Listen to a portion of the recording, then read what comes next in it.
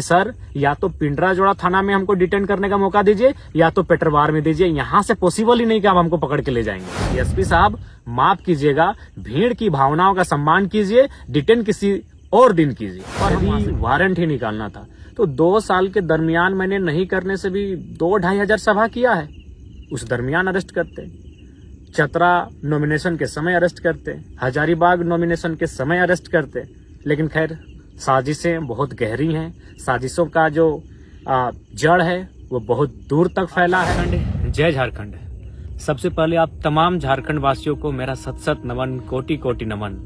आपने इस युवा को इतना हिम्मत देने का काम किया, इतना प्यार, इतना समर्थन और इतना समर्पण आपको मिला कि आज पूरे राज्य में कहीं अगर कोई चर्चा का विषय है तो आपका लाडला बेटा, आपका छोटा भाई, आपका टाइगर जयराम महतो पूरे राज्य में चर्चा का विषय है। ये आपका प्यार है, ये आपका आशीर्वाद है। तो चलिए विषय को लंबा ना ले जाते हुए सीधा बात करते हैं। बहुत सारे सवाल आपके जहन में होंगे, बहुत सारे सवाल हमारे आलोचकों के जहन में होंगे, बहुत सारे सवाल गांव के चौपाल से उठ रहे होंगे। उन सवालों का मैं खुद से सवाल भी पूछूंगा और उन सवालों का उत्तर भी देने का काम करूंगा, क्योंकि मेरे पास मीडिया आज नहीं है।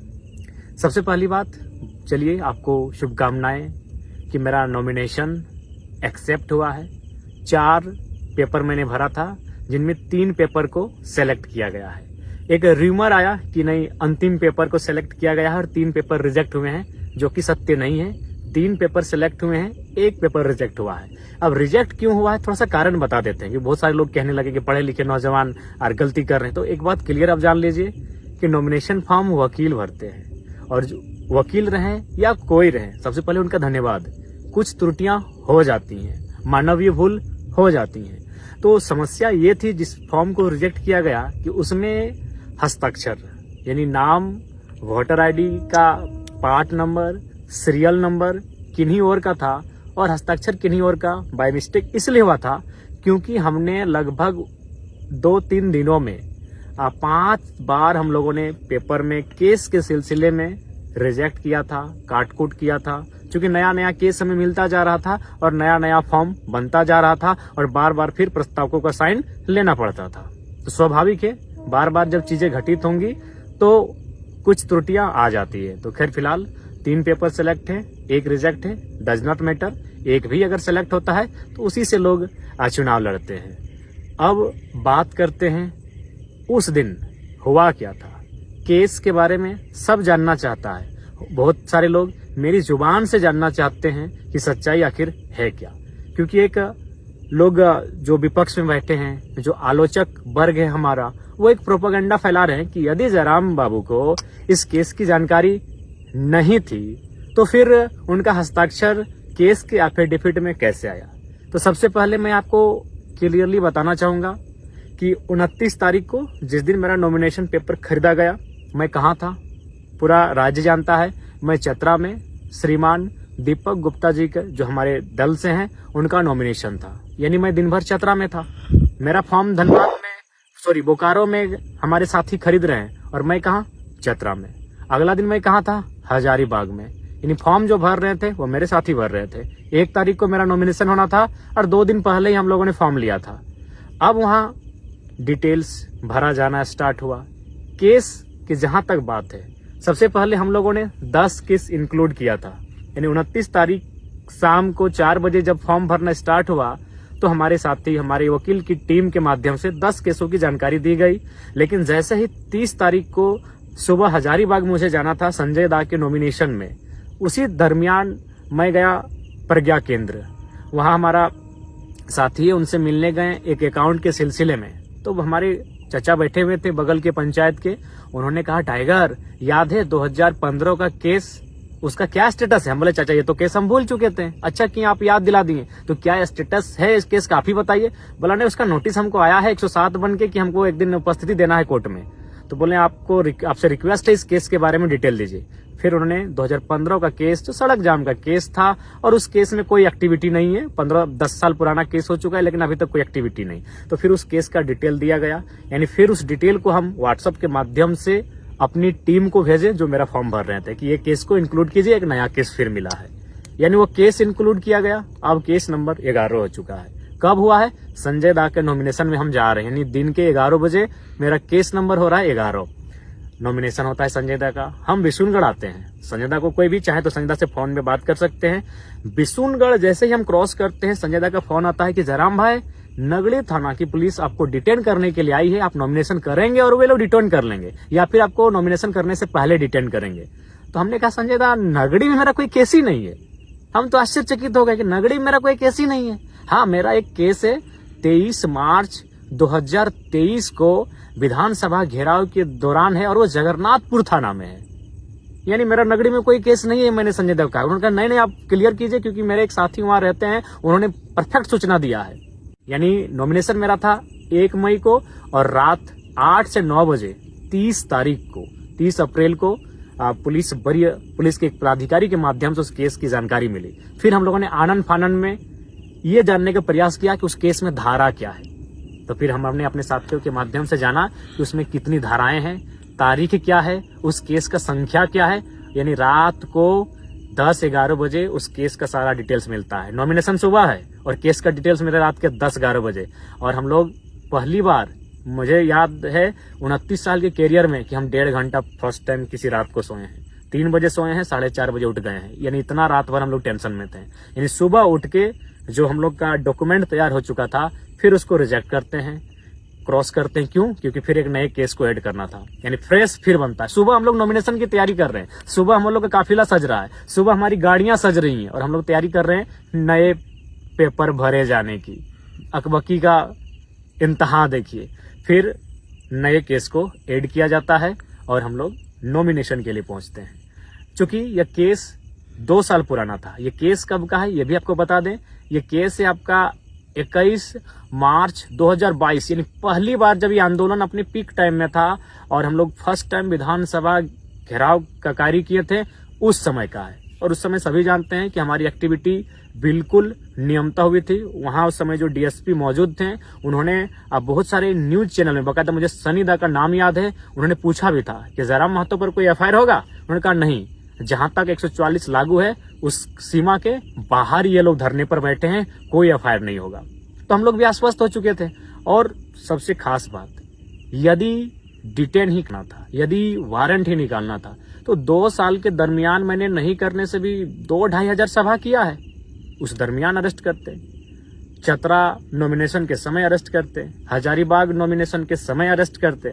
लेकिन खैर, साजिशें बहुत गहरी हैं। साजिशों का जो जड़ है वो बहुत दूर तक फैला है। लेकिन उम्मीद है कि हम लोग भी बीज हैं, दबेंगे नहीं, पुनः उग जाएंगे। तो ये केस का डिटेल है। मैं मानता हूं केस की जानकारी मुझे बिल्कुल 30 तारीख को कंफर्म हुई है। और 30 तारीख को जैसे ही कंफर्म हुई, अगले दिन नॉमिनेशन के दिन हम लोग अपना फॉर्म को चेंज किए, उस पेज को, और नया पेज प्रिंट आउट करके निकाले, उसमें केस के डिटेल्स को भरे, और फिर मैंने अपना हस्ताक्षर किया। ये रियलिटी है, ये फैक्ट है। आप संजय दा से पूछ सकते हैं कि संजय दा ने जब मुझे जानकारी दी तो मेरे चेहरे में किस प्रकार से एक आश्चर्यचकित का क्वेश्चन मार्क था कि संजय दा ऐसा कैसे होगा। नहीं, मेरा नाम ही नहीं हो सकता है, इतना हम कॉन्फिडेंट थे। तो ये केस का मैटर। अब एक सवाल ये आ रहा है, भाग गए, फरार हो गए। मैं आपसे पूछना चाहूंगा कि भागने का अर्थ, भागने की को कैसे आप परिभाषित करेंगे। मान के चलिए हम किसी नदी के बीचों बीच हैं, और नदी के जो पानी है, उस पानी को जिम्मेवारी मिली है कि जयराम महतो को घेर कर रखना है। तो जाहिर सी बात है, या तो मुझे नीचे सुरंग बना के निकलना होगा, या तो उड़ के निकलना होगा, क्योंकि पानी की जिम्मेवारी है। या फिर अगर मुझे साइड से निकलना है, जिस तरह निकलेंगे, तो पानी को खुद रास्ता देना होगा। बिल्कुल यही बोकारो में जहां मेरी सभा हो रही थी, बिल्कुल चारों तरफ गोलाकार पुलिस खड़ी थी, हाथ से हाथ मिलाकर पुलिस खड़ी थी। आप वीडियो देख लीजिएगा। तो फिर हम कैसे निकले? जाहिर सी बात, उन्होंने रास्ता दिया है। जी हाँ, उन्होंने ही रास्ता दिया है। मैं स्वयं उस वीडियो को वायरल करूंगा। पुलिस बैक पर आई है और स्कॉर्पियो के बोर्नेट पर बैठकर कोई फरार होता है भाई। अब सवाल है कि मैंने 1 मई नॉमिनेशन में जाने से पूर्व रात को 2-2:30 बजे शमशान घाट में बैठकर मैंने वीडियो 3 बनाया था। एक वीडियो में यह संदेश दिया था कि मुझे पूर्ण आशा है कि मेरा अरेस्टिंग हो जाएगा, अरेस्टिंग होने के बाद फलाना कार्यकारिणी केंद्र अध्यक्ष होंगे। मैंने ये भी उस वीडियो में घोषणा किया था, क्योंकि मुझे भी पूर्ण आशा था कि मुझे डिटेन कर लिया जाएगा। इसीलिए आनन फानन में 3 सेटों को भरा गया। क्योंकि पूर्ण आशा थी कि डिटेन करेंगे ही करेंगे। लेकिन वहां तक डीसी चैम्बर से बाहर निकलने तक मैं बहुत उत्सुक था कि मुझे अरेस्ट करें। उसके बाद सभा तक, संबोधन के बाद तक मेरी इच्छा थी, मेरी दिल्ली इच्छा थी कि प्रशासन मुझे अरेस्ट करे। लेकिन परिस्थितियां वहां बिल्कुल विपरीत थी। परिस्थितियां क्या थी? बहुत सारे लोग पेट्रोल लेकर थे कि आत्मदाह कर लेंगे। बहुत सारे लोग हिंसक और उग्र स्वभाव रूप धारण कर चुके थे। वीडियो फुटेज आप देखे होंगे। यानी मैंने इसलिए वहां से निकलना उचित समझा। मैं निकला हूं, फरार नहीं। मैं बार बार कहूंगा क्योंकि आप मेरा स्टेटमेंट अंतिम क्या था याद होगा कि एसपी साहब माफ कीजिएगा, भीड़ की भावनाओं का सम्मान कीजिए, डिटेन किसी और दिन कीजिए। ये मेरा अंतिम शब्द था कि एसपी साहब माफ कीजिएगा, भीड़ की भावनाओं का सम्मान कीजिए, डिटेन किसी और दिन कीजिए। और हम वहां से निकल गए। क्या आज हम घर निकलते हैं? बाद में इस विषय पर बात करेंगे। क्यों?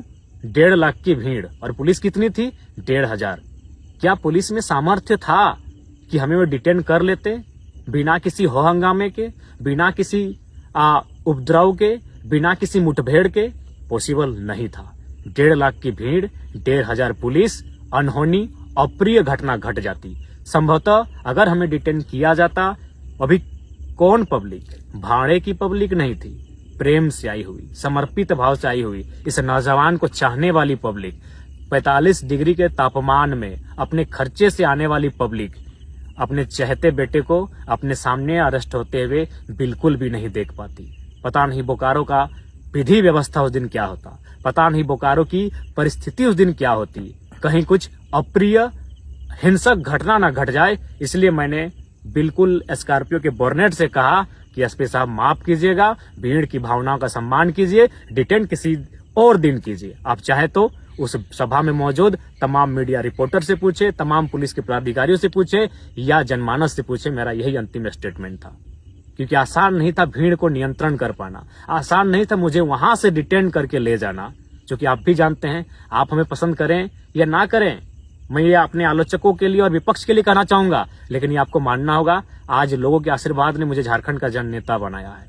आज 45 डिग्री के टेम्परेचर में लोग बिना अपना खर्च से गए थे, और आप एनडीए और यूपीए के प्रत्याशी कितने लोग अपनी मर्जी से गए थे और कितने लोग साधन जुटाने के बाद गए थे नामांकन रैली में, ये बताने की आवश्यकता नहीं है। गांव में चर्चा है कि टेम्पो में कई रुपया दिया गया था और बोलेरो वालों को कई रुपया दिया गया था और दिन भर रहने का कई रुपया दिया गया था। ये किसी से छुपा नहीं है। मैं कह रहा हूँ 10%, 15-20% गए होंगे उनके भी रैली में, जो उनके नजदीक के लोग हैं, जो उनके समर्थक हैं, लेकिन मैक्सिमम लोग भाड़े से लेकर गए थे, ये आपको मालूम है। तो ये बिल्कुल परिस्थितियां सामान्य नहीं थी कि हम वहां से डिटेन कर लिए जाते।